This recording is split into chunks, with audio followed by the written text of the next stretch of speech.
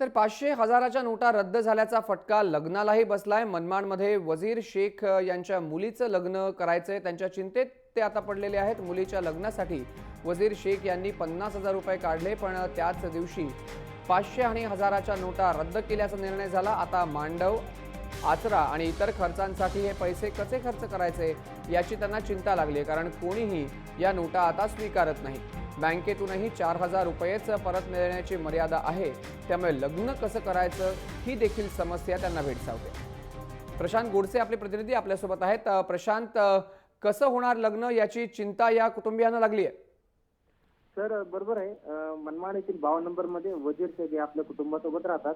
त्यांच्या मोठ्या मुलीचं लग्न आहे आता साधारणतः 2 दिवसामध्ये, आणि यासाठी त्यांनी बँकेमधनं 50,000 रुपये काढले होते।